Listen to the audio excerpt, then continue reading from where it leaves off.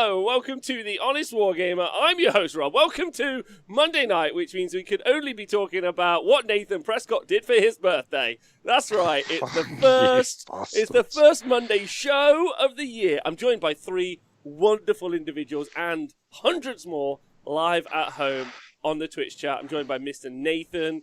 Don't tell me that I look 83 years old, Prescott. Nathan, Fuck how are you. you? I'm all right, thank you.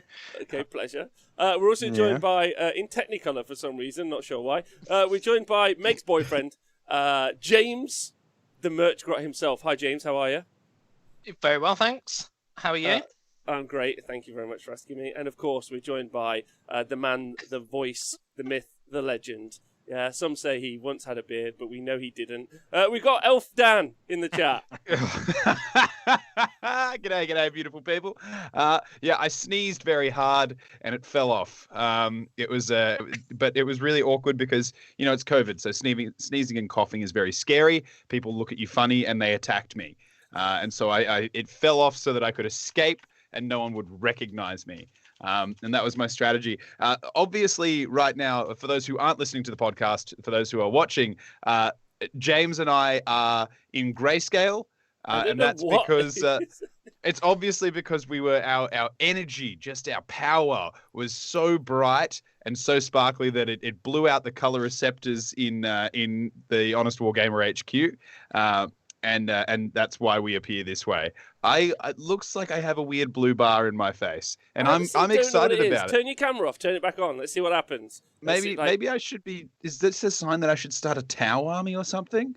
I don't know. There's no sign of that. There is no sign of that. Okay. There is no sign of that. Right, listen, it's a pleasure to have you three on the show. Very excited about today's show. Today's show, we're going to be talking about the news, and then we're going to be talking about battalions. We'll talk about more about that, why. But basically, we're going to be talking about battalions, and the first battalions we're going to look at today is going to be the cities of Sigmar battalions, is the plan. Just want to say shout out to everyone who's joined us in the chat. So Tom the Hobbit, Archeon the Three-Eyed King. Now, Archeon the Three-Eyed King did a very cool, I'm going to retweet it later, so eyeballs out for that. It fixed it. Did a very cool kind of stats breakdown on his blog, which I really enjoyed. Which, of all people, you would think Archeon probably less interested in stats. But you know, I get more it. Interested in being murdered by battle pigs, which is what we learnt in the third round of the Fat Middle this weekend. We did. So big shout out to all you. Resanti, thank you for subscribing. Derek Allen. Big love, Trog the Best. Very nice to see you in the chat. A Fear of Monkeys. I hope you're all well. And then, of course, thank you to everyone on the Sword Game Patreon. Literally couldn't live without you. And everyone on the podcast. I've drank all my water. That's it. So, James, you've got the first question to ask. I know where it's going. Ask away, baby. It's the first question on the show. Nathan? Nathan? What? What'd you do for your birthday? Stuff.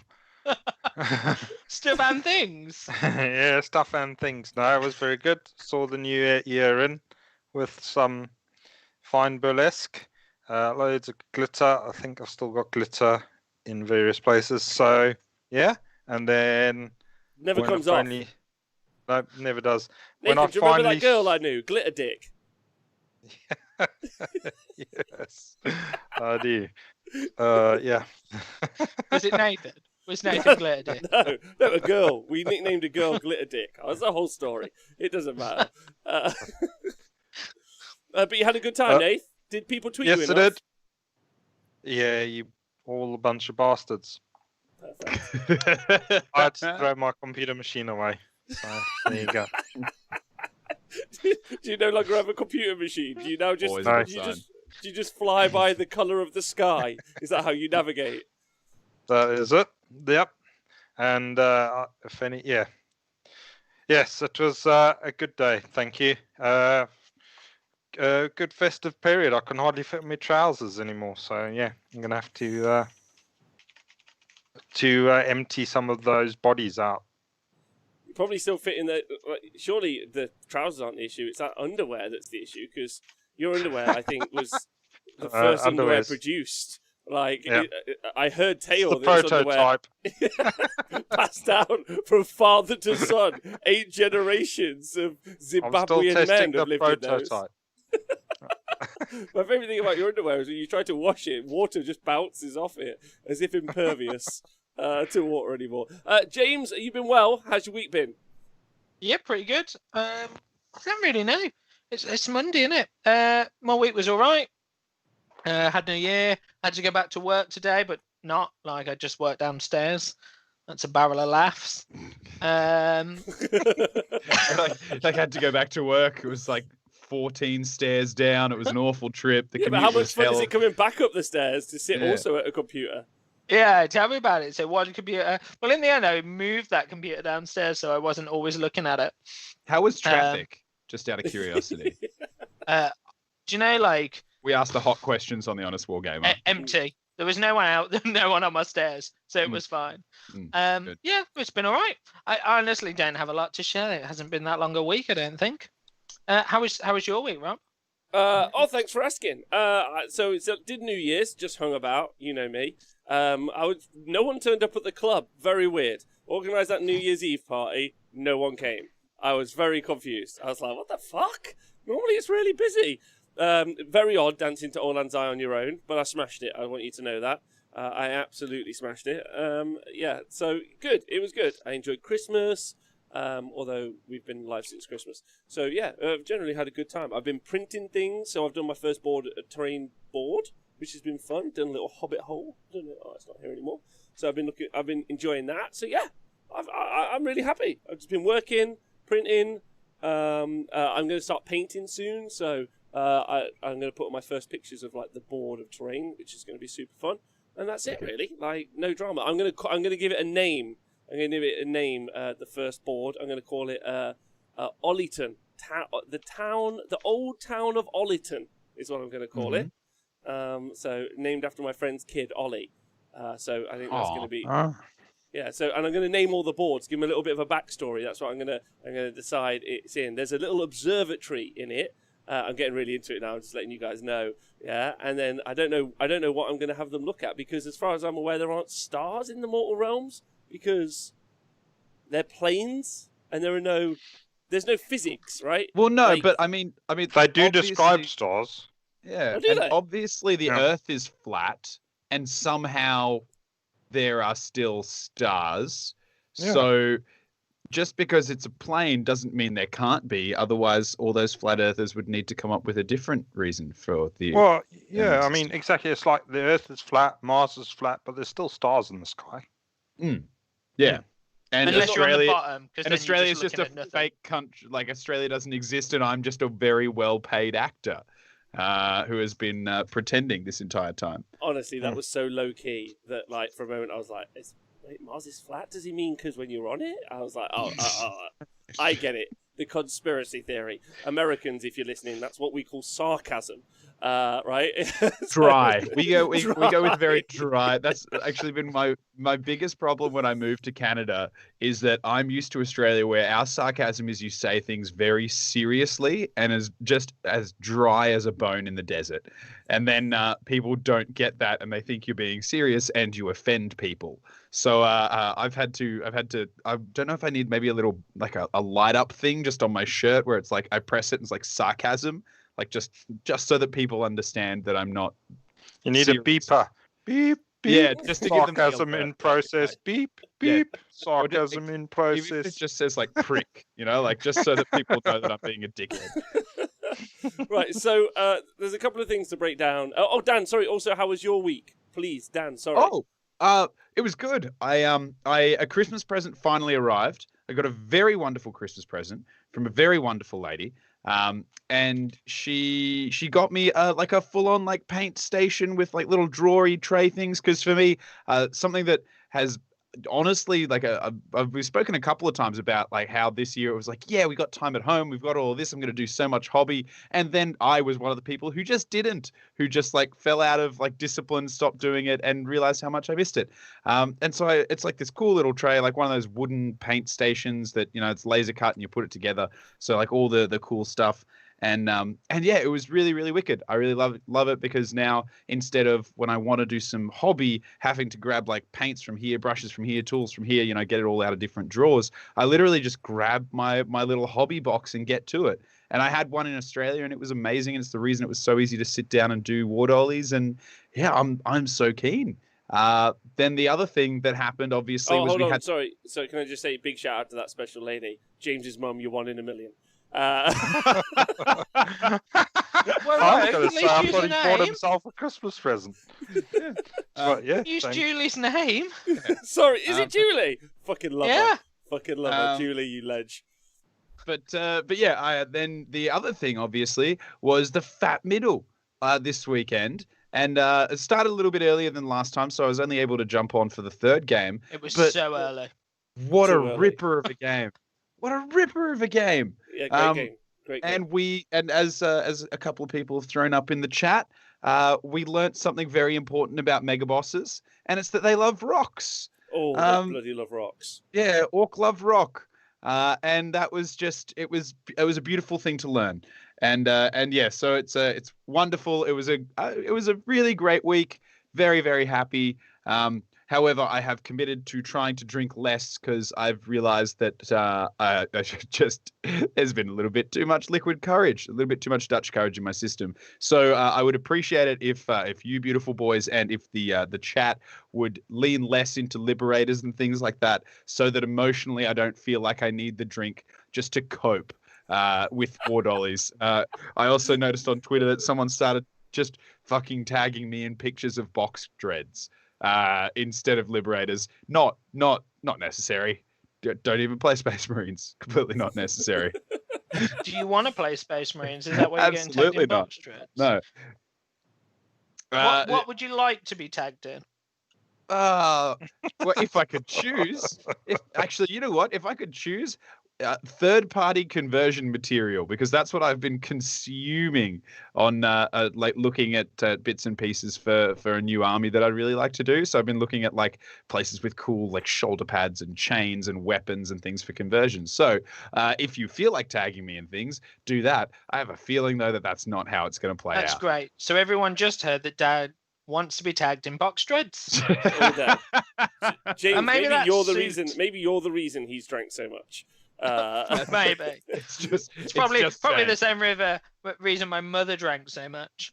Yeah.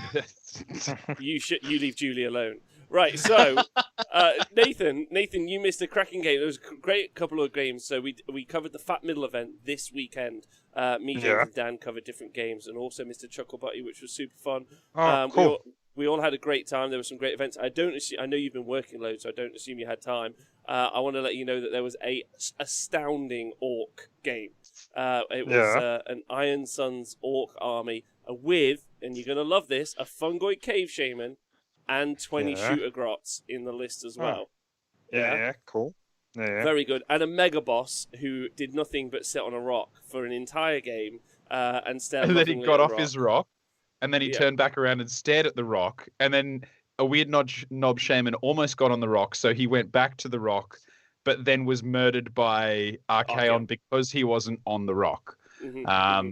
It was a true Romeo and Juliet, and in the end, the rock was left unrequited. No, the Sinesh players stole all the rock. But the best, maybe one of the best plays in the whole game was the little fungal cave shaman summoning the Arachna Cauldron, using the Hand of Gore to teleport himself across the board to allow a unit of Gore Grunters to re-roll a charge, and then make an 11-inch charge into a Chaos Spawn. You'd have bloody chuffing loved it. Also, a unit of 20 shooter grots managing somehow, I know how, they're called Amazing. nets, to fight off 20 marauders for basically 3 battle rounds somehow. Yeah. They should have kicked them in the teeth. I wish one day for someone to have confidence in me in the way that Nathan has confidence in grots. That's what I want for my life. But it was a 20 great game. Bogarts to take out 40 marauders, easy peasy. 100%. But you know what the best part of that was, though? The first round the Marauders got into the grots, no nets were even in range. The grots just, like, the nets were all placed on the other side of the unit. So the nets didn't even need to do the work until the second battle round. First battle round, that was just pure unadulterated grot without the unbridled fury of a net. The rage of the grots. But yeah, you'd have loved it. And if you guys didn't watch it, please, I will encourage you to go back and watch it because it was a great time. We all had loads of fun, which I thought was brilliant. And it was a really great event, which was super cool. The whole thing was won though by 80 Phoenix Guard, Nathan, and 2 Phoenixes. So it's kind of a different. Okay. Some things don't change. But it was cool. It was a great game for you to go and watch. I just thought you'd be excited to know, especially a mega boss in the mix. There was loads there. So yeah, that's the weekend. However, some other stuff happened this weekend to catch you guys up on the news. And one of those big bits, which I know you've all discussed loads, is obviously the showcasing of a bunch of new miniatures. Looking like 2021 is going to be an absolutely cracking year for miniatures, and we've got some eyeballs on some stuff. One of those, Nathan, I think I've done a bit of investigating. On my initial reaction show, I was like, oh, so we'll go through them in order. The first one we saw in full detail was the Slaanesh Palanquin. The entire Slaanesh Palanquin, which was cool. What did you guys make of the Slaanesh Palanquin? Dan, James, Nathan? Anyone? I was waiting for someone to go. It's cool. Sorry, I It's was cool. Abusing James on Twitter. I should. Yeah. Do you know what? I should throw it. Nick Hohen does this really well. He's always like, James, tell me now. It's such a cool model. Like, I think there's an interesting thing to this model, right? You look at it, it's amazing. There's so much detail. There's so much going on. Almost to the point where I think it will put a ton of people off. Like, I think in the one chat that I actually read regularly, which is the Scribes one, everyone was like, this model is amazing. I'm never going to buy it. I'm never going to pay. But it is like, I think there's just points, isn't there, where Games Workshop release models and you're just like, oh yeah, that's why you're super good at it. Yeah, that's one of those, as Matt Readiness says, that's one of those units I cannot wait to 3-color minimum. Oh, baby. Yeah. I mean, the 3-color minimum on that would trigger me, and I'm not even a good painter. Yeah, so go on, Dan, sorry. What do you think? I think it's spectacular. Like, it's, like every now and then one of those models is released that you look at and you're like, that is just a stunning centerpiece model for the army. And I know that this might sound wrong, but for me, that's usually in a Chaos army, it's usually not a greater demon. Like Archaon would be, or Archeon, however you'd like to pronounce him, is one for me. It's just like he is a centerpiece model. He's gorgeous, he's stunning, and he kind of has this commanding presence about him. This for me is that for Slaanesh, and just looking at it, I mean, we've said it before. I'll say it again. This is a clear demonstration of why Games Workshop are who they are. Like, you look at it and just every element of this model, from the scarring on the kind of claw ogres that are carrying it, to I'm pretty sure it's a lady. With I mean, it's Slaanesh, who knows?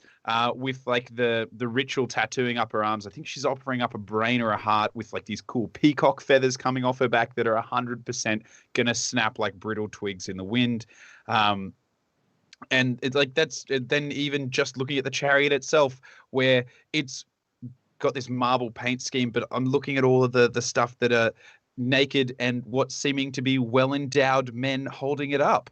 And then like the snake thing holding the canopy and the drapery, like, oh, just look at this model. It's I think in one respect, big old dry brush, Dan. Big old dry brush. No. See, this for me spray is it silver. Big old dry brush. Yeah, a couple of details. Stop, you heathen. No, this is the model that you buy as your centerpiece and you invest tons of hours into painting it, and it's gorgeous, and I can't wait and to then see has them crap on the rules.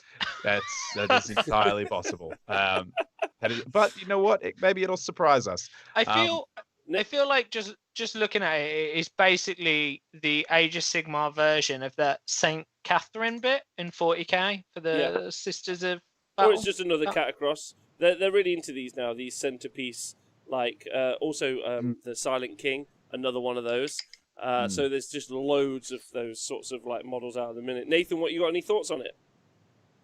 Well, yeah, it looks cool, like a big thing that's going to be. I'm sort of thinking this like Daughters of Cain Cauldron type thing, or or maybe even the Skaven Bell sort of thing. So, yeah,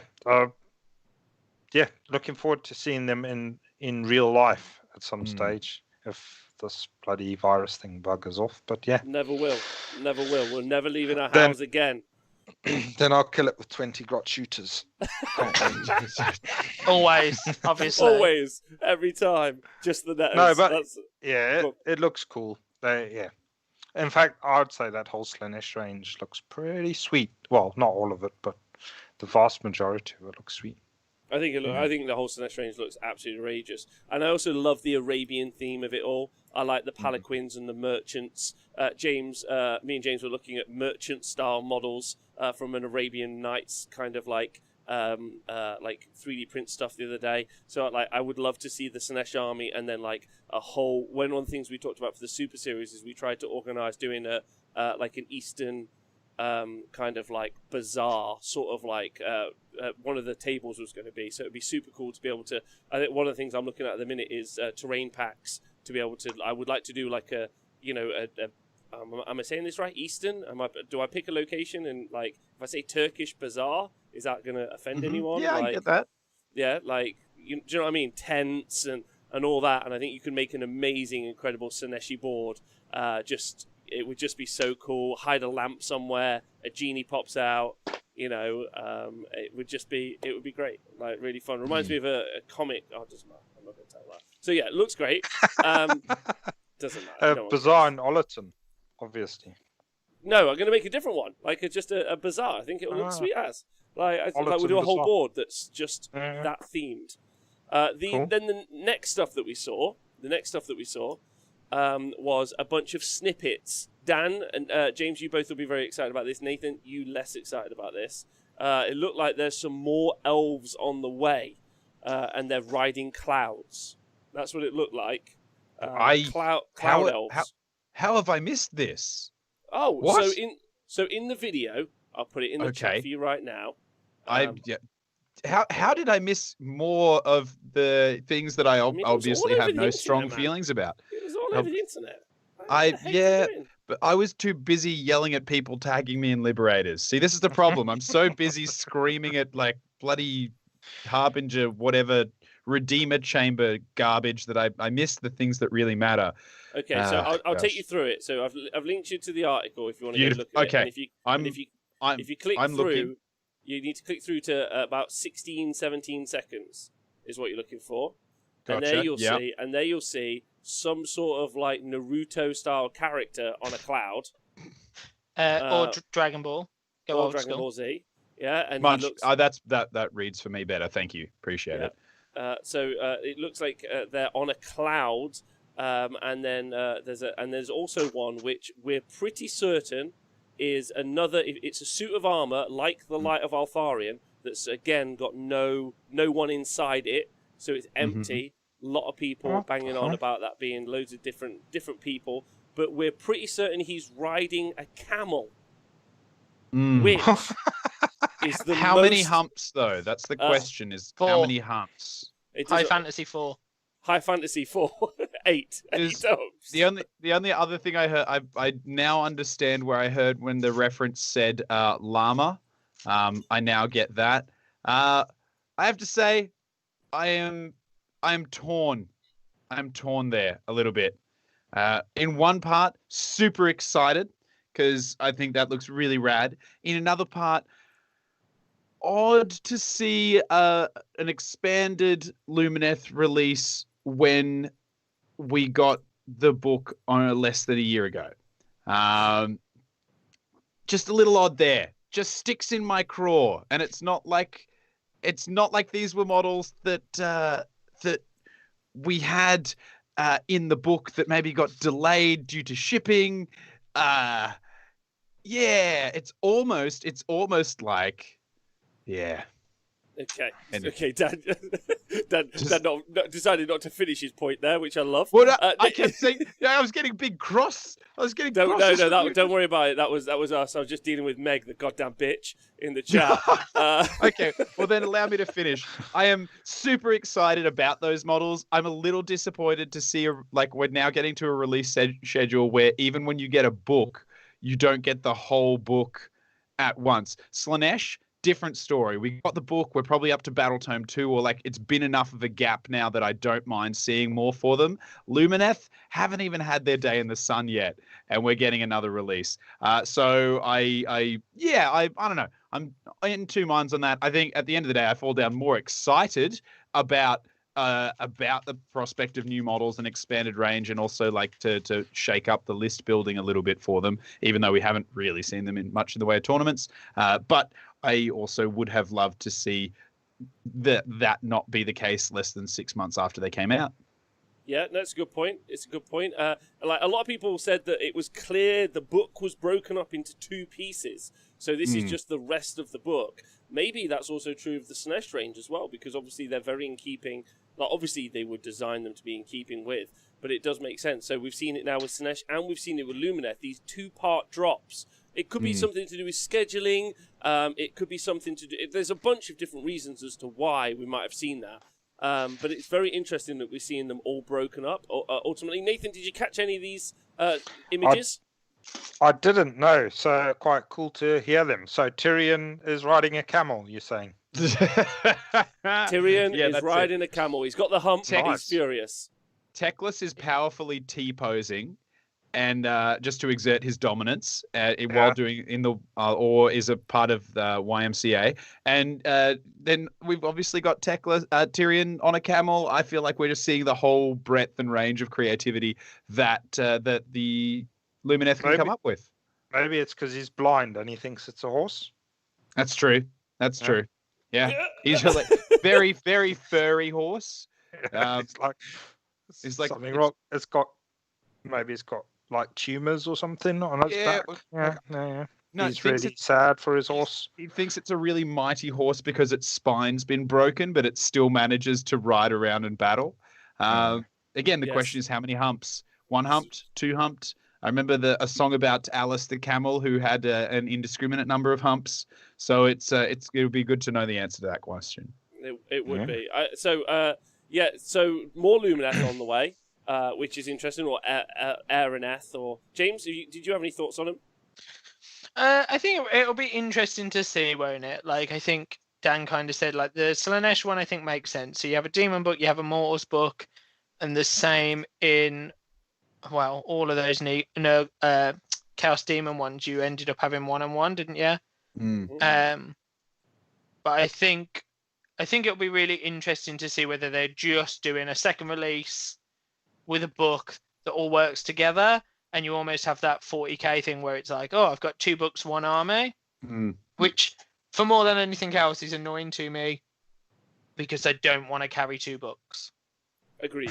If I remove the financial side of it, and just ignore that because we all know that's annoying. I think carrying 2 books is worse. Well, I would say 2 things to that. First of all, g'day, Math Mallow. Thank you for making me believe in Sylvaneth again. And the second thing is that I remember in 40k when they first released and this is completely different sidetrack, so I'm so sorry, but they released Skitarii and Cult Mechanicus as 2 separate books, even though each book had 2 units and 1 hero or something like that, and a tank. And it was I think that Skitarii had Vanguard, Rangers, the Dune Crawler, and then the Tech Priest. And the other side had an Engine Seer, the Zappy Electro Priests, and the Cataphron Breaches, the dudes with the tank treads. And I was like, wait, they're not even 2 half armies. They're 2 quarter armies split into 2 books. And then when they redid it. Yeah, which is really funny because then obviously they released the Gits book, which really was half a battle tome. They didn't even include all of the stuff, like every Destruction battle tome. Mega Gargants as well. They're like, let's only put half of this in. So Nathan, excitingly, maybe sometimes you'll get the rest of the Gits book. Can't wait. You get the Rosetta Stone of keyword Git. Yeah, that was it. They left the keywords out of that one. Keywords are coming in the other book. Yeah, cool. Can I just say good Oh. evening to everyone in the chat? Really nice to see you all here. I don't think I've actually said it yet, and none of you are saying it as well. So evening, lads. Okay, so that's fun. Let me tell you what I'm hype about. I don't give a fuck about like camel. Listen, if there is a unit of camel guys, I'm in. You've got me. I don't care if it's an elf on it. I don't give a fuck what else. I'm in. I'm so in. I can't even begin to. I won't even mind if they're rubbish. If you can give me camel cavalry all day, every time you kill them, I'm like, you've really given me the hump there. Every time, worth it. Also, they need to have a spit attack. Like that's, or at least a ranged attack that I can pretend is them spitting. It's like what, like they all show up in Sigmar's realm or whatever, and it's like Stormcast coming back, being like, "You remember your last death, right?" And they're like, "Yeah, still haunted by it." And it's like, "Why?" And it's like, "I drowned in spit. I just drowned. He just kept spitting into my helmet till there was no air, and then I just sucked in a big old lung full of camel loogie." That's how I'd like to see a storm. I get really excited by the idea, which is an awful thing, of Stormcast coming back and discussing how they died in the most uncomfortably awful ways, Being covered in flob. all right, of the ones that had to come back and be like, "How'd you die?" And it's be like, "Have you ever been put into a Mega Gargant's pants?" Right, so I bet when he put the first one in there, it was like, "Ooh, that feels great. Come here, you bunch." And they're like, "Oh no, we're." Then suddenly you just see Mega Gargant's rocking around on the battlefield, swinging his club, and then he just got really tense all of a sudden. It was like, "Oh." They're like, are you okay, Boris? What's up? And he's like, one of them slipped inside.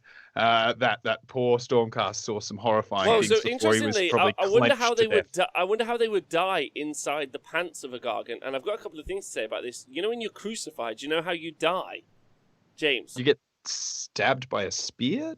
No. Isn't it that your the arms above your head means you slowly suffocate? It does. It means what happens is you aren't able to expel the water that's in your breath, so that you are able to breathe a little bit, but the water isn't able to escape your mouth. So your lungs fill up with water, and then you drown in your own water in your lungs over the course of days. So hear me out, and I'm sorry that you guys have got to visualize this. Imagine a Stormcast. He's inside the pants. There's nothing in there that's going to kill him. There's nothing sharp, I don't think anyway. But it's going to be hot. He's in metal. There's a lot of condensation. And so what I think happens is he drowns in ball sweat. I'm sorry that I brought it up, but people want to know the answer. And I think that's how it happens. He drowns in ball sweat is what happens, and it's just the worst. The Mortal Realm's a horrific place to be.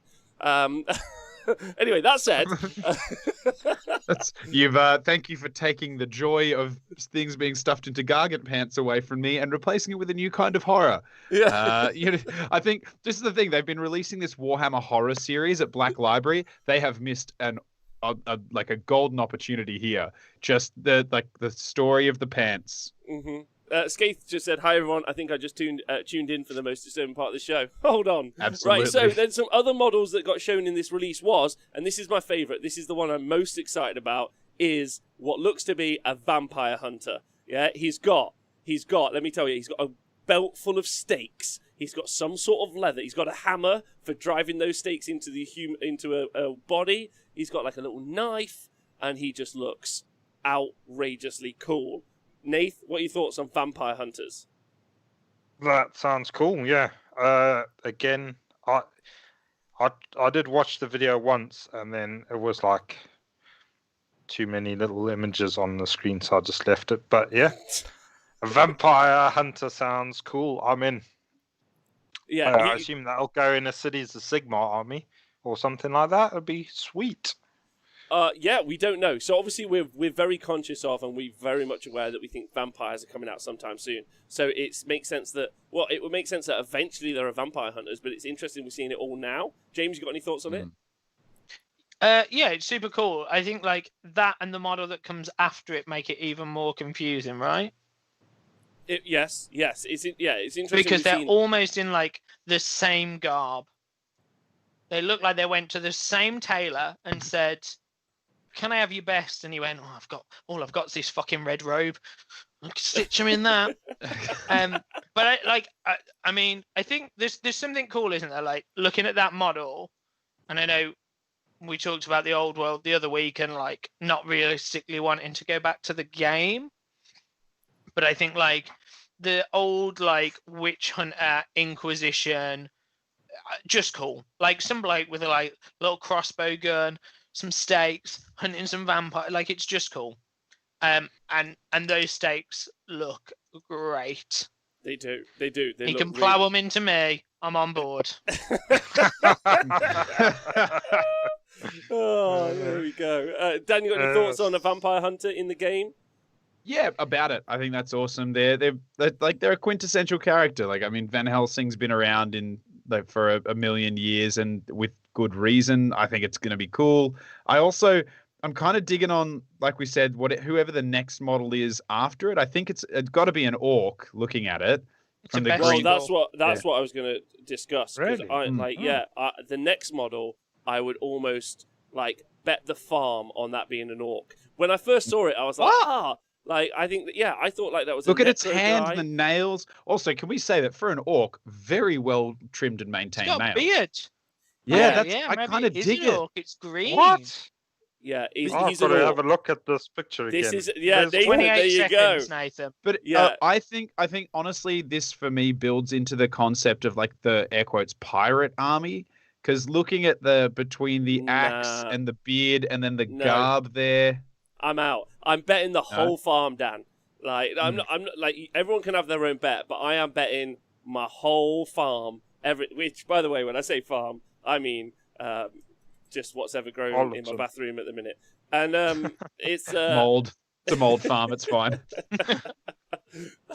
I think that's an orc. I'm going for that's an orc. It looks like whether it's an undead orc or it's like a gnarly shadowy orc or whatever it might be, that's an orc, which is cool AF. I love the blade. I love the paint style as well because there's it's lit quite darkly, but it looks like it's got a real like grim dark look to it, which is quite interesting. It like versus the lurid brilliance of the Sinesh release that we've seen. But it looks very, very, very grim dark as a kind of orc, and I'm going for orc. James, you got any thoughts on it? Well, I kept thinking he looked like. Well, he's got the beard of a Bestigor. So when it flashed up, I was like, "Oh, Bestigor, that's cool. Maybe they're getting a new model." But now they I've already just got one watched of it. those. All right, that's true. I'm going for orc. I've if just anyone's watched looked at it, and it's looked at the definitely an orc. fingernails of an orc more than Nathan Yeah. Prescott, I'd be amazed. Nathan, what do you However, think? Go on, James. I Go on. well, I watch just the think it's video. cool. I just think it's cool, right? Because so what I said a second ago is like that witch hunter. There's like such a tiny snippet of that witch hunter's like hand, if that's his. Oh no, he's in gloves.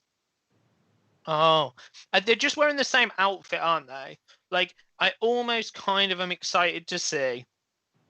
Like, doesn't matter what race you are, doesn't matter what army you're in, we're killing some vampires. Like, this orc, vampires ate his family. It's gonna hunt him.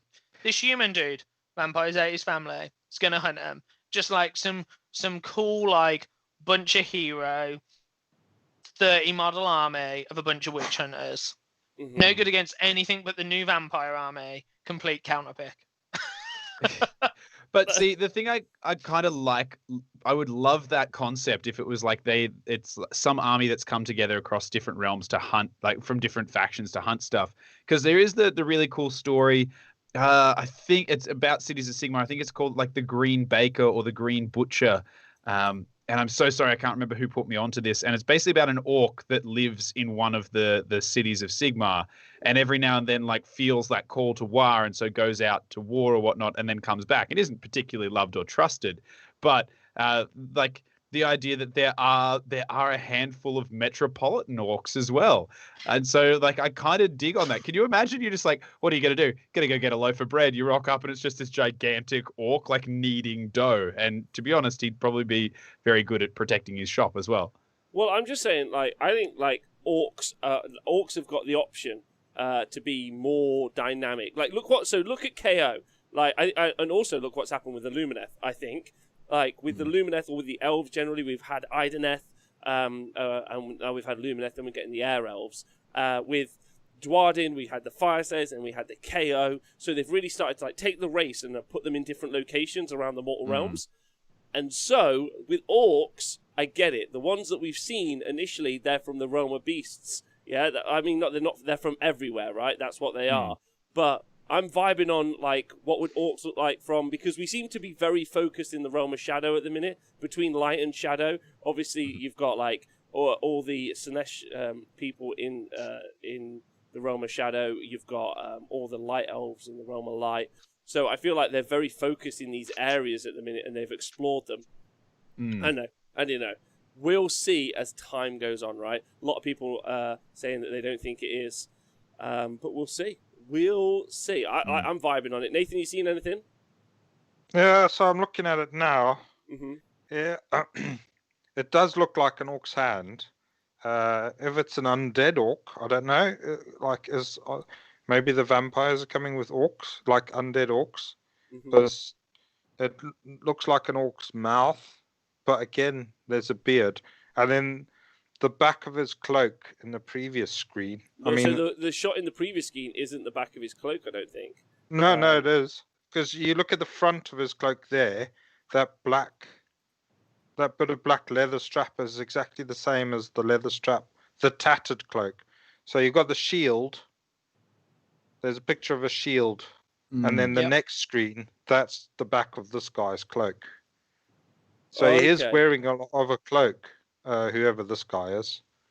Would an orc hold a shield? That shield is part of the Witch Hunter dude, because that cloak in the background of the shield is brown, like how the Witch Hunter's cloak was.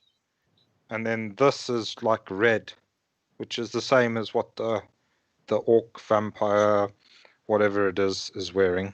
The same color on the front as the back, and the same buttons. So he's very clothed for an orc. Okay, all right. Well, listen.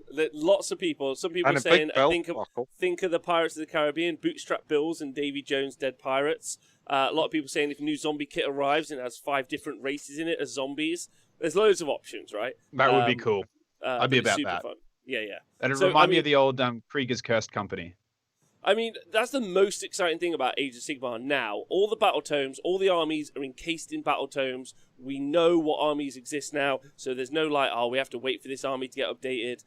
Beast of Chaos got a new model today, so we're all good for those guys. So there's loads and loads of options. There's loads of options in the future for us to explore. Vampires, vampire hunters, orcs, be they not orcs, vampirates, whatever. Like, there's so many cool new things that we could get for Age of Sigmar. So actually, I'm like so excited for 2021 for new models for Age of Sigmar. I think we got a great bumper year ahead of us, which would be super fun. More dinosaurs would be cool. Anyway, looking really fun. And then of course they also released a new model today. You can get up in your anniversary store anniversaries. So when your local Games Workshop store is open, you're able to go in. So never. Then you can go and get this brand new Stormcast model, who looks quite penitent, and he's carrying he looks like he's carrying a Beast of Chaos head. I'm so sorry. He is. He's carrying. I couldn't work it out actually. So let's have the chat. I couldn't work out if it's a Minotaur or a Gorgon. It's a Minotaur. I think it's a Minotaur. Yeah. Do we think? That's what I reckon. It's an interesting. It's a cool model. Realistically, I mean, heads are always interesting, right? Because people compare them to people in real life. They get compared to other characters with heads. The Necron one, I'm going to ignore anyway, but it's ugly, like all Necrons. Well, this isn't today's show. Today's show is just about the Stormcast, bro. There we go then. For me, I like Stormcast anyway. I know they're one of the model ranges that like diversifies people. But I just think like it's a cool model. It's dynamic. However, all of these in-store birthday models are one, super hard to get hold of, to the point where I think they're too hard to get hold of. Yeah.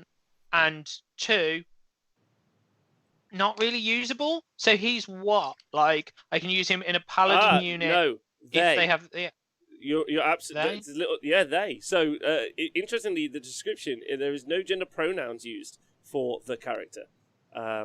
So we have our very first gender neutral as described, other than demons and whatever the fuck a cockatrice is.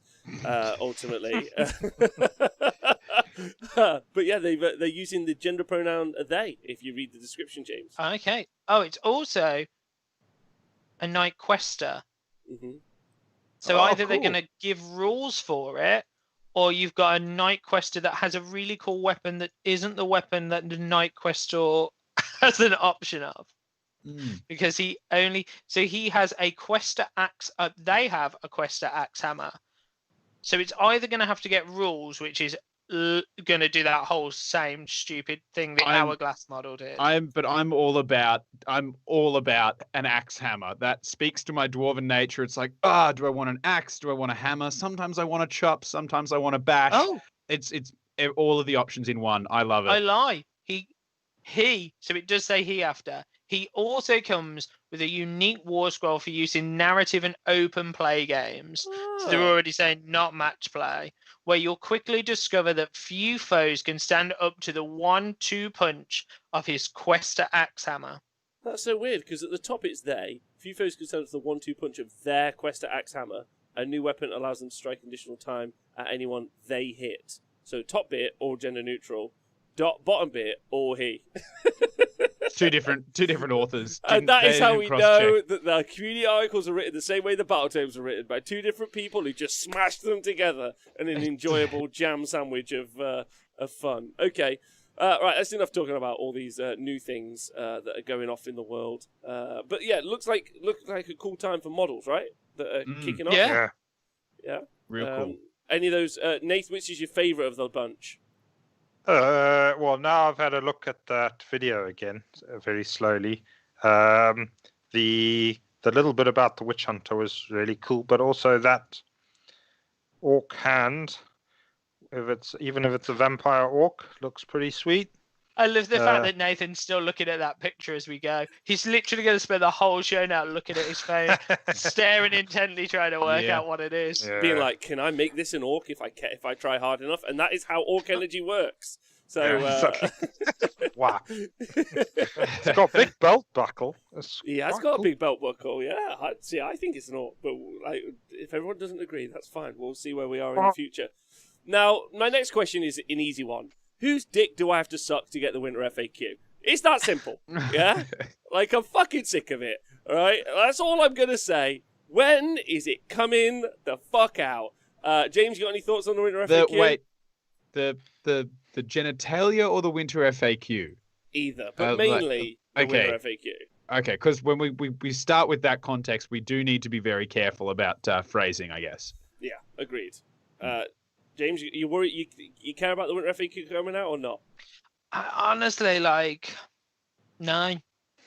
Okay, good. We'll move on from you. I mean, realistically, it's 8:00, isn't it? It's 8:00. We're about to get another message, and I think at the minute it doesn't. I think for me it doesn't vastly matter. However, I think for a company that sells models that's just done a huge push on New Year, New Army, it probably should have happened. Because if I brought one of those, I can't remember them all, but if I brought one of those 100 and whatever quid Christmas boxes, and I've just had 2 weeks off for Christmas, and I've built all my squig riders, you technically want that FAQ to then be like, okay, what am I buying? Yeah, you do. But still, if you drop Mangler squigs by 150 points, then I want Mangler squigs, right? Yep. So I think for me it doesn't really matter, because at the minute it might matter if it changes the list that I've been building and painting all holiday, I guess. Which is the whole point. That's. I think the conversation real quickly is we all want to know if one's coming out, just because we want to know if one's coming out, because we need to know, because if it is, then we can carry on. If it isn't, then we can carry on with the armies that we're already painting. And if it is coming out, then we need to know what the new lay of the land is, ultimately. So there's... How many points have they reduced Croak? That's what we want to know, right? How many points reductions has Craig had? That's all I care about. I just want him to go down 20 points, maybe 100. Who knows? Dan, you got any thoughts on the Winter FAQ? Yeah, like honestly, I haven't played a crazy amount of War Dollies this year, so gameplay wise, it doesn't excite me. But usually, what happens is we get the Winter FAQ, which has always been summer for me in Australia. We get that come out, and then I get really excited for whatever I want to work on in the new year is.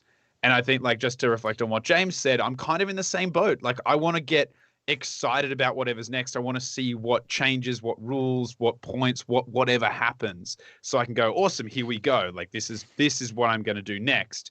And without the Winter FAQ, it's just like, oh, okay, I'm just going to keep rolling on with kind of like the stuff that maybe I'm losing a little momentum on. I guess that Winter FAQ was like the bump that kept the momentum going when it was kind of like, oh, okay, where am I at now?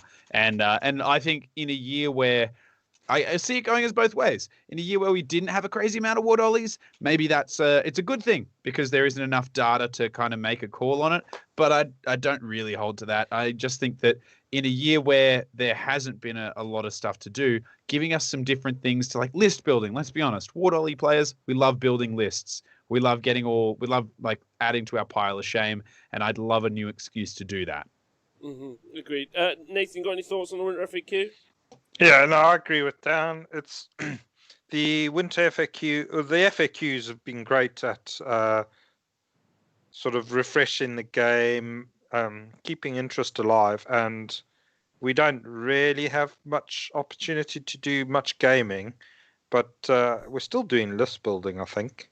And yeah, it would just be a nice way to reinvigorate that a bit and freshen it up. And yeah, if obviously if they're not going to do one because I think it's been a bit of a quiet year, then it would be great if they'd just let people know what the story was. I agree. Yeah. I think that would be the most important part. Just let us all know. I think that would be good. Yeah. Batmantis Majoris has said though that he's got some Inside Games Workshop knowledge, which is good that we know. He says they can't figure out how much to drop Pink Horrors by, whether or not it should be 40 or 60 points, and it's delaying the whole process. I just say flat 100, just go for it. That's all we really need. Make them free. I'll cut you. Make them free. I'll go back to prison. This is the hill I'll die on. Them and I want them to up. explode twice. That's what I want. Explode twice. Pink Horrors explode into 2 Pink Horrors. That'll be the new one. Endlessly replicating until the board's covered. That's all I want. Well, anyway, it was Winter FAQ at some point, or just some clarity, because the 40k guys are getting one this week, so that maybe that means that we'll get one next week. Who knows? See, I'll always describe it as, and I've used this multiple times about why communication's important. Between living in Brisbane and living in Sydney when I was in Australia, the way the train system worked were very different. In Brisbane, your train might be 10, 15 minutes late. It just might not show up. It might have been cancelled. The whole thing might be dead and it's not coming anywhere near you, but you never know. And so every time it's getting close to when a train should arrive, everyone gets really anxious. And then when it doesn't arrive, everyone gets furiously angry. And even if there's station staff, they're not telling you anything. In Sydney, I remember like trains being 2 minutes late and someone coming over the voice, like over and being like, ladies and gentlemen, very sorry for the delay. There's been a signal failure 2 stations up the line. Your train is on the way, but it will be 5 more minutes late.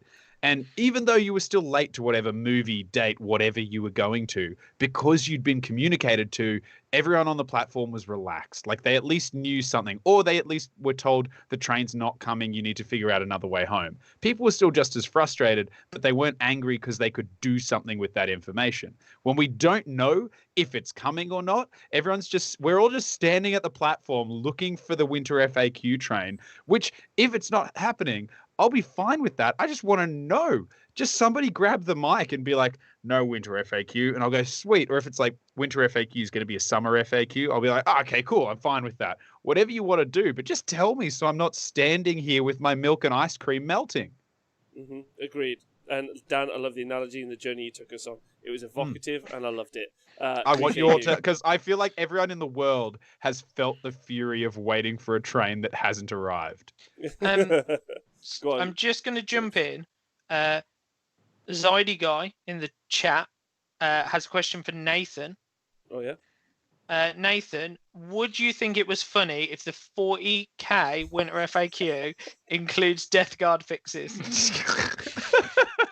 I'll probably wet myself laughing. Oh, Nathan gets the irony of why that would be so funny. Good work there, Nath. Yeah, I don't know what the fuck that means. No. I'll No. cry. I'll cry if that happens. I've changed my mind. I'm not going to laugh. I'm going to cry. That works too. Yeah. All right, so let's All go on with right. the main. Fuck. Let's get on with the main subject of the show today, shall we? Which has been proposed by James. So this is James's project. Well done, James. Yeah. This is And here comes the car crash. I think it's a good suggestion. Nathan suggested last year that we go through all of like the sub factions and kind of like talk about them, the narrative, and why they're relative, and then like their kind of like inclusion in the game. Because oftentimes you'll see some sub factions taken all the time, and others not because they're not very good. Simply put. So today we're going to talk about battalions. Before we get into talking about the Cities of Sigmar battalion, which we're going to talk about later, we are just going to talk about battalions wholesale and have like a discussion about battalions completely. So this hopefully an hour in for new people. I would love that a new person's like, yeah, I'll listen to this battalion show. Useful for me. But they've had to listen to the past fucking hour before they've got here. So We make you work for it. Yeah.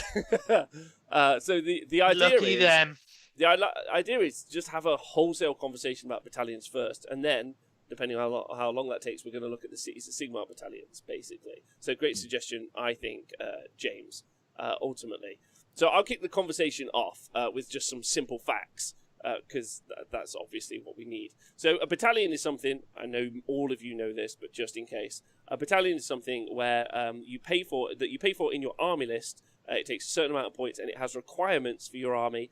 So it will need to include certain units or certain characters or whatever it might be, and then you include them in that battalion. That battalion, everything in that battalion gets an ability that is on that Warscroll Battalions kind of like page, and then you get those abilities applied to everything inside of it. If you have other stuff in your army that isn't in the battalion, they don't get those bonuses.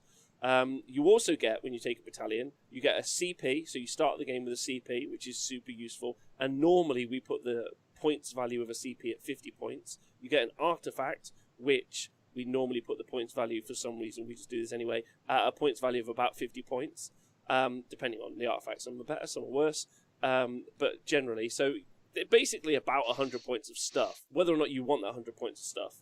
And there's a couple of other things as well. Battalions are normally, nowadays, keyword locked, which means they're locked into allegiance, unless specified otherwise. So, if there's a Warscroll battalion and it's from whichever book it would be, let's say Cities of Sigmar, one that we're talking about today, they're locked into only Cities of Sigmar. So if you try to take Mixed Order, you won't be able to take it inside Mixed Order, effectively. And so they're locked into allegiances. Some new Warscroll battalions, they'll say that you can include them in more than one place, which is fun. And so those are the basics. Those are the basics. So yeah, really simple and really, really easy. Nathan, I'll ask you first, maybe, if that's okay. Do you have what are your if you got a general feeling about battalions, like when you're writing army lists, do you start looking at the battalions first, or how do you what's your kind of overall over-under on battalions as we see them? Yeah, I think if you are building an army list, and it's for a faction that you don't really know, battalions can be a good way of doing it, because it does sort of lend itself to lists that sort of build themselves. Because once you've looked at the battalion, obviously it then limits what units you're going to take, and then there'll be abilities in that battalion that you might want to exploit. So then you'll again that will tailor your list again. So it is a good way of sort of focusing how you're going to build your list. I mean, there's some factions like the Fire Slayer factions and stuff like that where you look at the battalions and the abilities are that good that you're going to be wanting to take that battalion, and then that will then dictate how you build your fire slayer list a lot. So some factions are very pigeonholed by the battalions that are available to them because the abilities are so strong, right? Yeah, they're so strong. You'd be silly not to take them for those points. Whereas others, you've got a bit more leeway. Yeah, but I do think they do add a fun element to a list if you're building it. For instance, if I'm going to take a Gits battalion, I don't think they're overly powerful, but there's quite a few to choose from.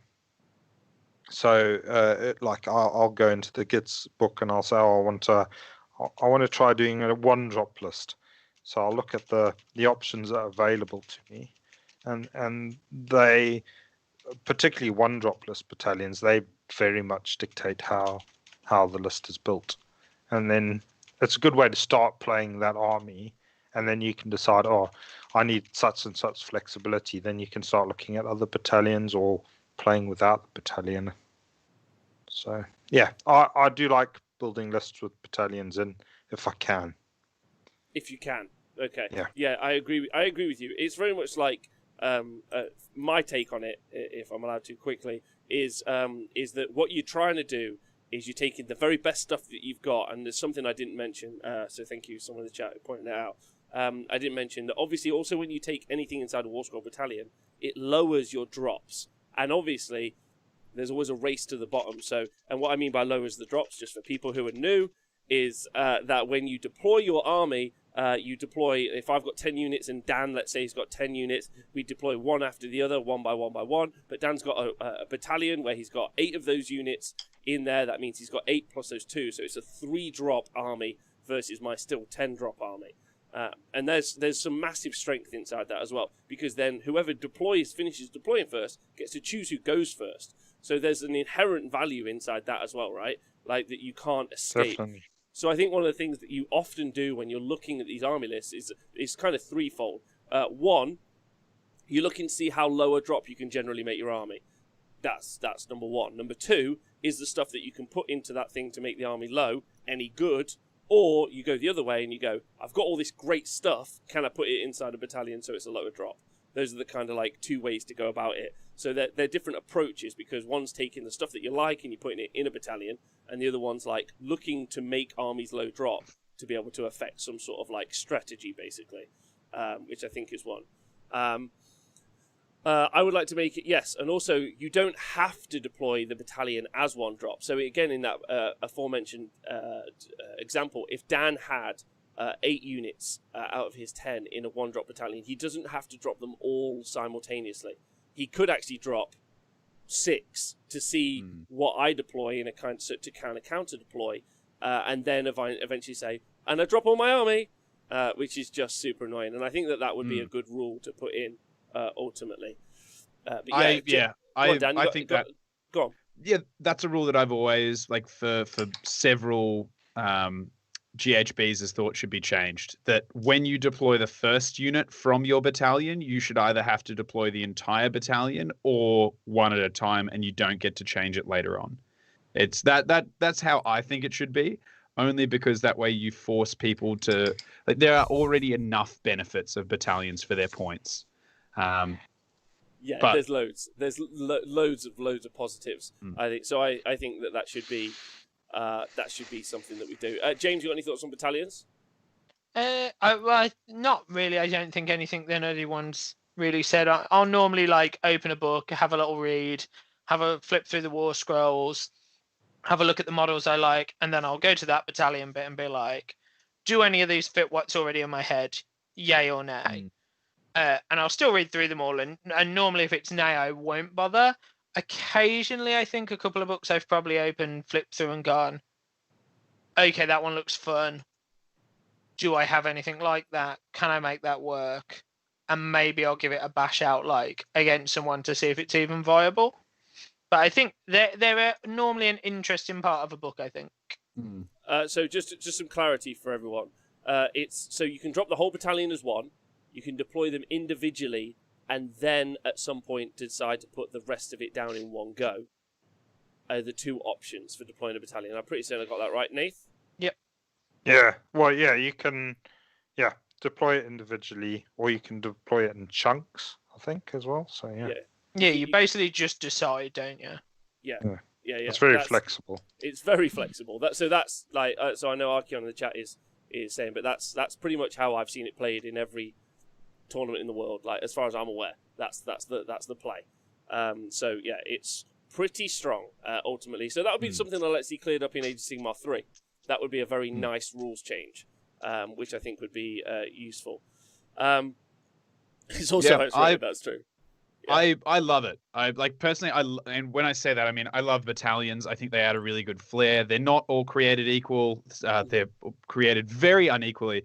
However, when I'm building a list, I start with battalions. Well, like so actually, yeah. Oh, go on. So carry on. Yeah. No, like James was saying, he reads through the book, looks at the models, gets an idea, and then sees if a battalion fits it. I go the other way. I read the book, the allegiance. I read all of the war scrolls, and I leave battalions till last. But then I go back and I read the battalions to work out which 1 or 2 battalions I'm going to build my army around. And that for me, and because I think that they're just. Whenever I've built a list, there's no comparison to having an extra artifact and an extra command point right off the bat. And even when the battalion isn't going to help me reduce my drops by very much, when it's not going to do any of that, I like to build them around those. This is when I'm building a competitive list. I should say. And also, there's a nice comparison between sub-factions and obviously battalions, because sub-factions are always free.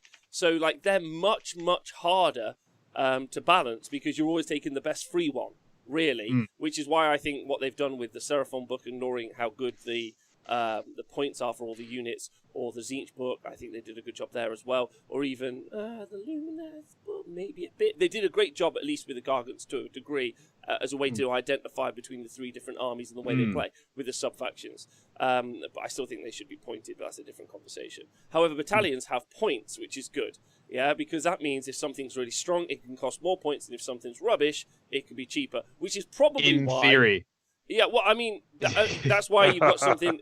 Oh no, they've nailed it. Like, think about it. Like, the Trog Herd is super powerful. Compare that to the Change Host, same points. Yeah, absolutely the same like dynamic.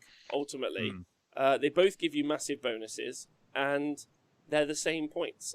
So you do have some really cheap battalions. You have some expensive battalions. You also have mega battalions. So just again, for anyone who might be new for some weird reason. A mega battalion, importantly, is normally something that is a battalion that normally has other battalions inside of it.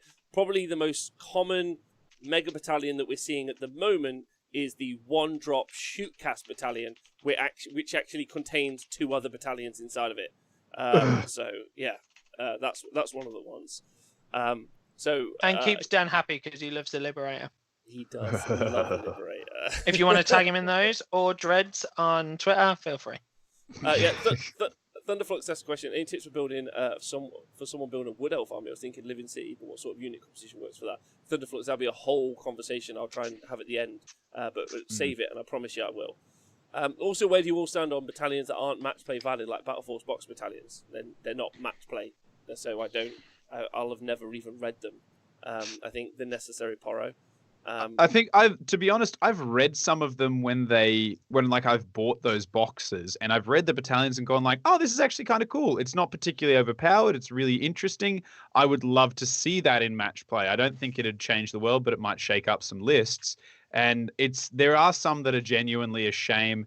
However, that they aren't there. However, the thing I'd say is that unless you're going to make them available to everyone by making it the battalion released in a accessible way, then you can't have them match play.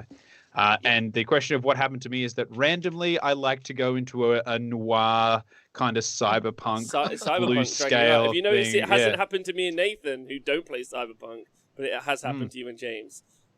Oh my god, the glitches have come through. All right, so yeah, that's the other thing. Like, battalions aren't always created equal. And I think there's such a big conversation to have about that. And some armies just don't have any good battalions at all, and some armies have great battalions. And then you build armies off the back of that. So I think that's one of those key things. Like, normally you're looking for somewhere where they've made a mistake. Petrifex, +1 save. You've made a mistake, lads. Yeah? Change host, teleport 2 units. You've made a mistake, lads. Do you know what I mean? Like, people, like, somewhere in that, like, combination of rules, they normally riff off something and they make a mistake, and then people jump on that. And that makes these kind of legendary armies, which I think is quite cool. I also do like the narrative of the battalions. I think, like, for a new person, it's a great goal. Like, even, like, I think a good tournament, because, you know, Owen's event that we had at the weekend where, like, all the top armies were banned. I thought that was a cool little feature. And then, obviously, the List Diaries TTS event that was the Secret Santa run by Adam in the chat, where lists were designed for people, was fun. I would like one where it's, like, battalions only. Do you know what I mean? Like, and you had to take these, like as many points in a battalion as you could get, as an example. Because some of the battalions are also truly rubbish. But I like the idea that there'd be, like, a cool, stylized battalion, and you could build your army around it. I think it's really good for new people. I think it's great for new people.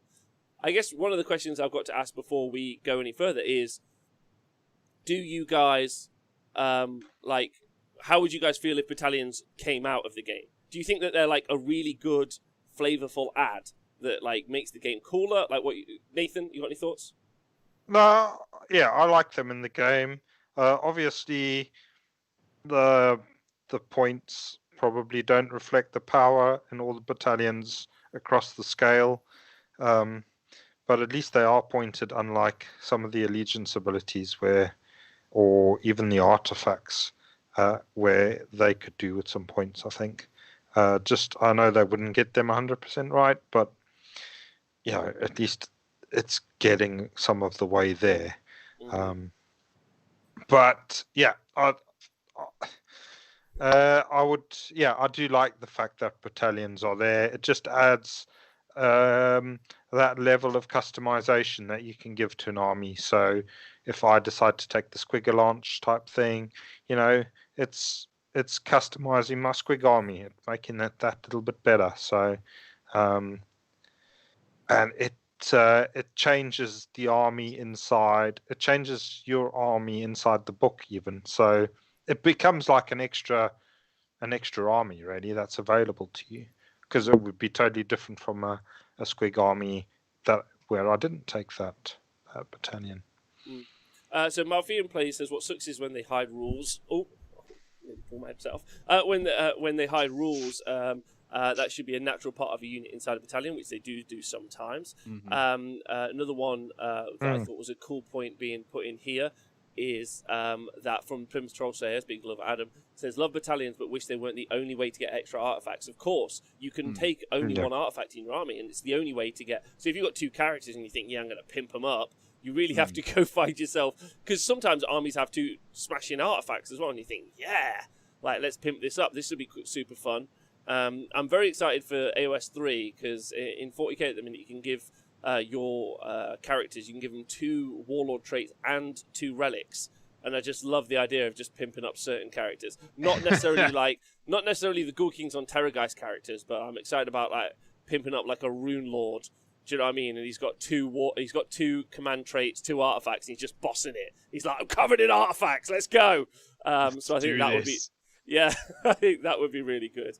And also, I think one of the things to talk about is when they disenfranchise some of the rules out from a war scroll or from the faction or the sub-factions, and they put it in a Warscroll Battalion.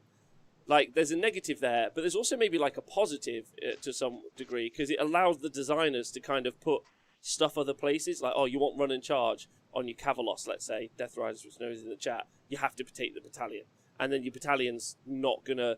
Do you know what I mean? Like, because when they decide how many units go in there, because long gone are the days when they're just like, fucking put whatever you like in, lads. Whatever. Just bang them all in. Like, nowadays, there's like, they're quite specific. Unfortunately, the Aurelian Legion is a very strong one, which you can put all your battle line and the key character piece in there. But maybe that was intentional as well. They wanted them to be low drop, because it's kind of like if we just take real world like ideas in for a moment, it kind of makes sense that the elves are fast and fleet of foot and tactical, so they turn up to the battle first. They get to choose the lay of the land, and then beasts of chaos just be sat there with their like axes in their hands. I think that's right.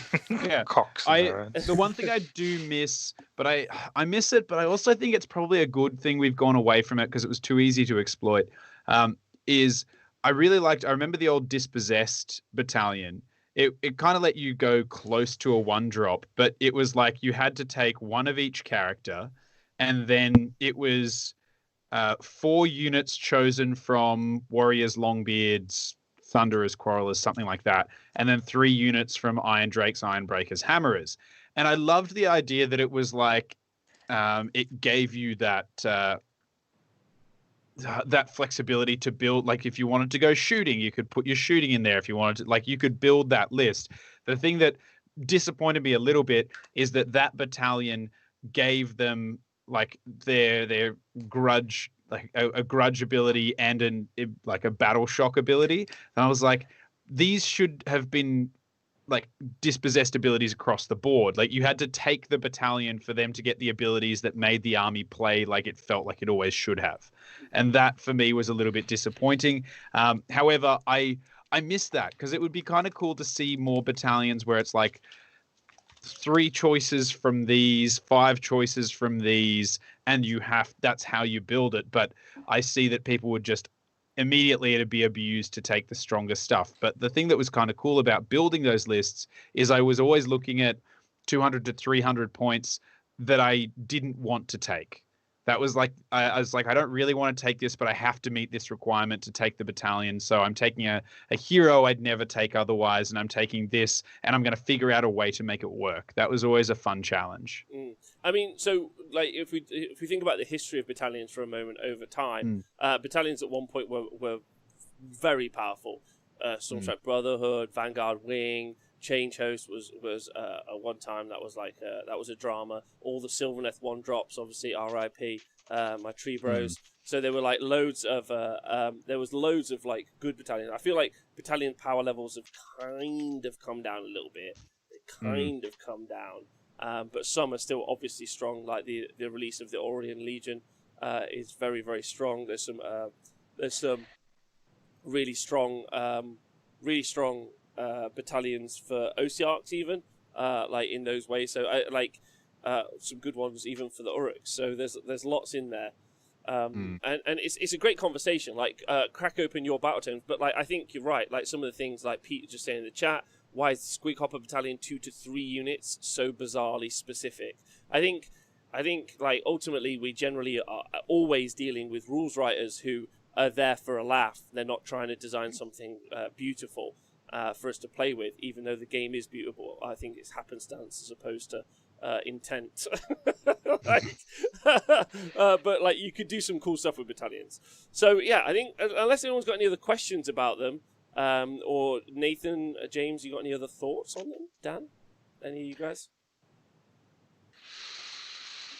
Yeah, I mean, there does seem to be a fair bit of discrepancy between them. It would be nice if they were a bit more uniform across the board, but they're just a fun thing to play with. So yeah, it's nice to see them.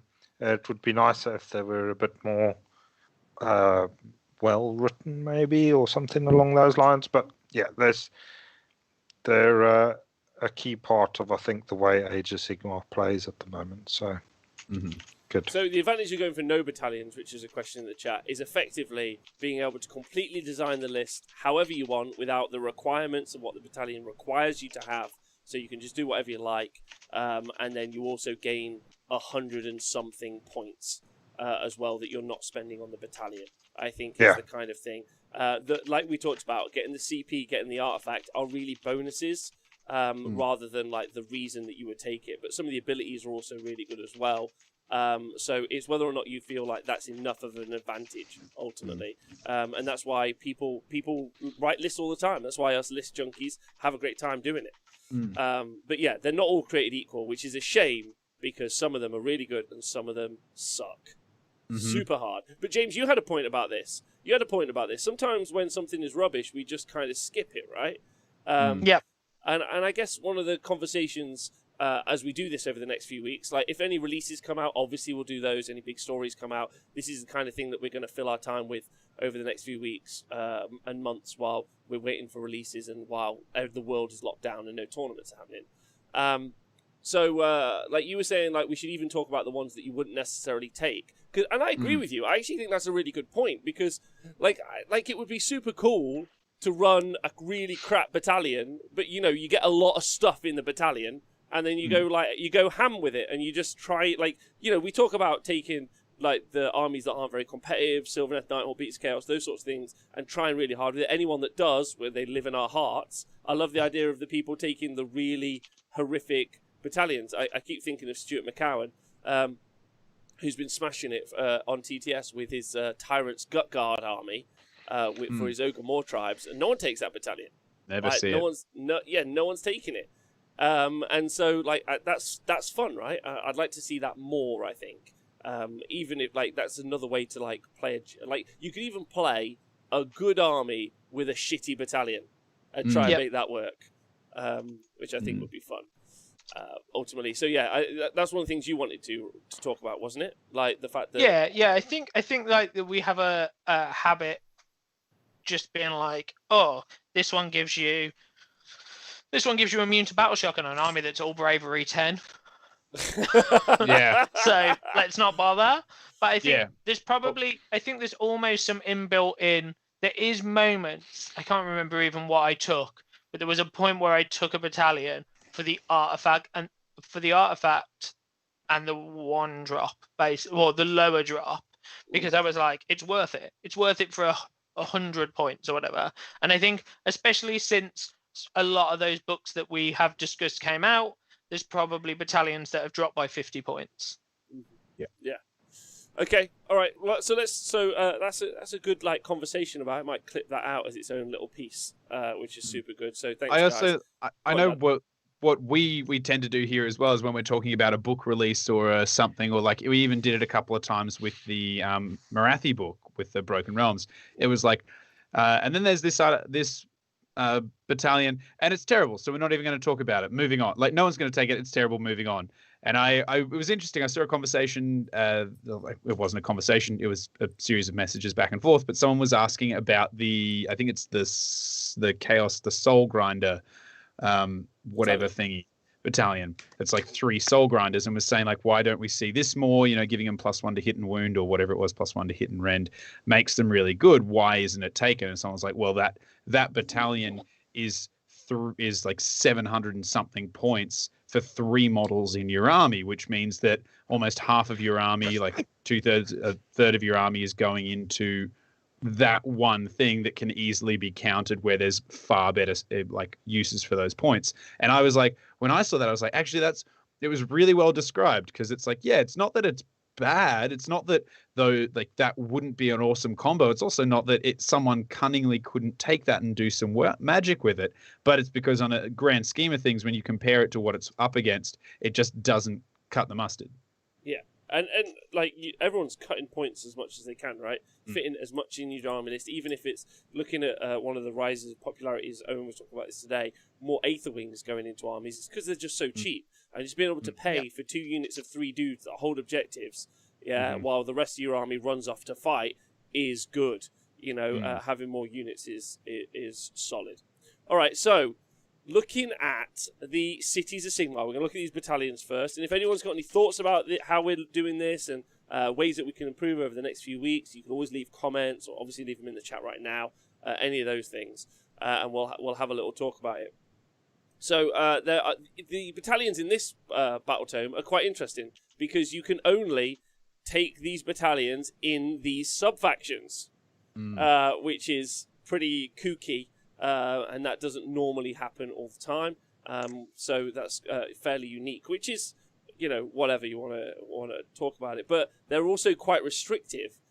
So there's a lot of restrictiveness to these, because yes, these units are included in the army, but the book is so massive, and then you're like, cool, I want to play Hammerhall. It's like, cool, I'm only going to play with Demigryph Knights. Like that's all. It's a weird level of restriction that I think is odd. But we'll start with Hammerhall. So the battalion that you get for this is 140 points, which is quite good.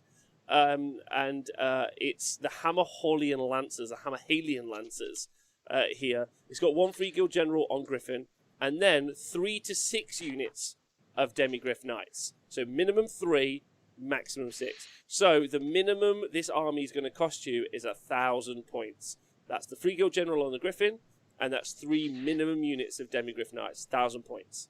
Yeah. And then for that, you get +1 to hit and wound on turns where you charged and are wholly within 18 inches of the free guild general on the Griffin. And that keys in quite nicely with Hammerhall because they have a command ability that allows them to fight again if they're wholly within 12 inches of the general in their opponent's territory. So that kind of keys in, +1 to hit and wound. And then at a minimum, so that's it. That's that battalion. Now that would look cool, right? And you can max it out. You can take it up to like nearly 3,000 points. So that could just be your whole army. That's all that's in it. Yeah. It'd be an interesting army. But yeah, like the cool thing is that for a lot of them, for the demis, it means that they're hitting and wounding on 2s when they go in, which is that's pretty cool. With 3 attacks each plus 3 attacks from the mounts, it's not bad. Like it means that they're very quickly just doubling down on a lot of the damage that they do. It's super solid. James, you got any thoughts on it? It's such a pretty army. I think realistically, it's if you just took that and maxed it out, it's probably a battalion that would struggle in a mission where characters matter. Yes, you've only got the one, that free guild general on Griffin. Also, interestingly, if you took all of it, the free artifact would just be nowhere. Yeah. That you is would get true. to use it. So and sucks. also, I think also like it would be super easy for your opponent to just pinpoint that hero out. Yes. And remove, and even if they can't, so even if they couldn't easily kill him, just to like block him, throw 10 grots at him with some nets, keep him there for the rest of the game. Kill him there. Kill him there, sorry. So super, like, I think it could look super cool. I think it's probably got a place in a Hammerhall list. It's probably not a maxable one for me, but I think like it'd look great and it would be fun. Like it'd be fun to paint, it'd be fun to play. I think one of the things for me about this particular battalion, like Adam said in the chat, I will say also thank you to Gaz for jumping over from YouTube to join us on Twitch. If you want to join us over on Twitch at any point over the next week, we're trying to get our numbers above 100 so that we can apply for partners. So that's what we need to do. So if you're watching on YouTube and you want to jump over onto Twitch just to bump our numbers up or open it in a different tab, that'd be super sweet. Just do that. Thanks so much. But he also, Rouse has also donated 20 DKK over on YouTube. So thanks so much, bud. But go on, Dan. Sorry. What I wanted to say though, like, it's the interesting thing about this battalion is it kind of makes the Demigryph Knights, I don't want to say usable, but close to usable. Hammerhall generates a ton of command points, or it's easier for them to do it. For those who don't know, in a Cities of Sigmar, because a lot of the units harken back to Warhammer Fantasy, you can put musician banner into almost all of them. You roll a dice for for 1 in every 10, or like with the demis 1 in every 3. You roll a dice for every banner you have, and for every at the start of your command phase, and at a 6 you get a command point. So it's very easy for them to generate extra command points to use that pile in and attack twice, which is rad. But Demigryph Knights on the charge go up to their lancers because you would they become rend 2, damage 2. So you kind of very quickly make them they suddenly become quite scary, quite strong when they could be doing that piling in twice. It's a lot of points to double down on a unit that isn't that great to start with. I mean, it's got the inbuilt synergies of Hammerhall to go with it as well, which I think is good, being able to fight in their opponent's territory. I mean, look, this is one of the things that happens, right? Though, is you generally have these conversations, you throw them away quite quick, like because you're just like, do you know what? Not too interested because it's. I mean, it's 2 War Scrolls. You can't you're not including any of the most comprehensive book out there, but it would look ace. I think is the key part, and you get the bonuses that you need. Nathan, you got any thoughts on it? Yeah, it's a decent battalion. It's not over the top, but it's decent. And if you wanted to play it, there's no reason why you couldn't. I wouldn't play it as a 1-drop. So I don't think it's in that sort of realm. But you could invest, half of your army into that, or possibly just over half, and then you've got, some proper hammer. Because you would think a decent unit of Demigryph Knights with this buff and the Hammerhall buff on them should be able to mince through most sort of stuff. So there you go. You've got some nice mobile threat, and then you just build an army to compensate for the rest of the stuff that's going to hang about in your backfield and maybe contribute a bit. So some shooting or something like that. Demis are also, they're adding 1 to their run and charge rolls. They're movement 10, and so a unit of 3 of them as well. 4 wounds a pop, so 12 wounds, but a 3-up save, which is actually not quite as common as you see. 4-up is you're seeing a lot more. So 12 wounds with a 3-up save isn't anything to turn your nose up at. Agreed. I think it's good. I think we could give this a 5-star rating because. We're not rating it based on what we would normally rate it on. Is this going to make it into competitive lists? You could definitely just build this army as a 1-drop and be like, here I am. Or you could take it like Nate said, and you said, Dan, you could mix it up a little bit, which I think is good, and you could just, you could do what you like, basically. And I think that's cool, and it would also look awesome, and it's got its own little story. I'm super into it, and I think it's great. Thanks to Lex Pescador for donating €5. Is it still important to reduce drops via battalions overall due to recent meta, or is it change to be expected? That's a great question, actually. A lot of the most prevalent threats, so the most prevalent threat in the game is Seraphon. They're in a tier on their own, and they're a huge amount of drops. They honestly don't give a shit how many drops they are. So they're right up the top. I'll be as many drops as I want to be, eat a sack of dicks, basically. Yeah. Which is how they play. But then everything below that, Change Host, they're a 1-drop, and one of their strengths is the fact that they're a 1-drop. So that's really, really important. The other thing that you have going on is KO. You'd like to be below their kind of 4 or 5-drop because they have a couple of good battalions that they like. They've got Iron Sky Command and Iron Sky Patrol as well. And they have those quite low. And they're pretty tough for you because they can shoot all your characters off.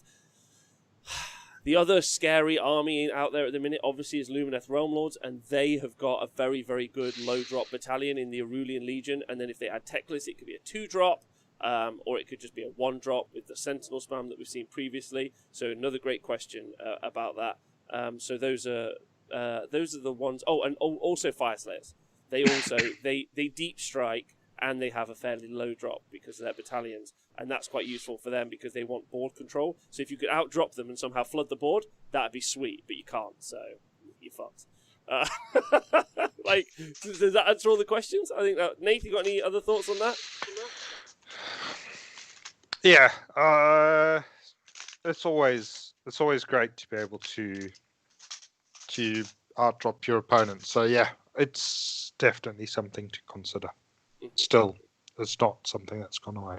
No, it's relevant, and it's relevant with the scariest armies in the game right now. So it's a great question. So thanks for asking, Lex. And Rouse, thanks. I just got Twitch just for you. Oh man, thanks so much. Anyone who wants to join us on Twitch, please do. We're trying to bump those numbers up. Also means we can unlock more emotes, which is good. And I promise you, we'll get a Stay Hydrated emote, a Liberator Dan emote, an Undergargants emote, and most importantly, a Nathan Prescott emote. Imagine that. Oh, just a Nathan Prescott face emote. If there's no other reason to tune in, we need a whole month of having over 100 viewers. And I know it's a big ask, but anytime you get the chance to jump on, that'd be so good. Thank you, the Lord Whale. You're brilliant as well. and a cockatrice emote. If we get partner, we get like 25 emote slots. We could do an orc and the rock. Oh my gosh. Right, anyway, so next one that we're going to go to is Tempest Eye. Oh, wait, actually, probably we should give like a pass or fail on the battalion. I think that- pass. Let's give it 4 X's. 4 X's. And the best one can get an XL. Okay. All right, I Oh. hate you, James. We can also get that as an emote. XL, James. Think about that. All right, so For Tempest anyone Eye. that missed it, Rob once did a video for Chaos Block XL. If you Google that, it's still on Reddit. Nowhere else on the internet. Still on Reddit. And it has a great little thing. Link in the chat if you want, James, but please don't. Right, so Tempest Eye. Tempest Eye, I've got the shit. Aether Guard Windrunners. So it's a 120-point battalion. And it's 1 Free Guild General on Griffin. Again, amazing model, so why wouldn't you? 3 to 6 units of Free Guild Outriders or Pistoliers. And then, quite coolly, Very important one there. very importantly, and 0 to 2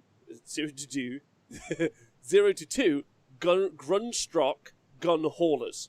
And then units in this battalion can retreat and still shoot and or charge this turn. Now this one guy, well, as far as I know, he's very average at Warhammer, but he's a great bloke. Mr. Joe Purcell took this to Sheffield Slaughter early in the year. We saw it play on the stream, maybe a couple of times actually. He nearly won the event with this battalion, which he basically maxed out. I don't think he put the gun haulers in it, and I think he did add a Lumineth in. Not a Lumineth. Sorry, a Hurricanum. Yeah. Thank you, Nathan, so much. So he added a I'm not sure Hurricane he- in. Did? He did. He had a Hurricane in it as well. I played it. I don't remember the Hurricane. I just remember getting pistoled in the face a lot. Now this is so good. This This is so a great techie battalion as well, and I love it. Also the fact that the gun. So this is the thing that I actually, maybe I'll throw it to you. I'm not sure, but given that the gun haulers are in this battalion, I believe that means that they ignore the 1 in 4 units in your army can be KO. Yes.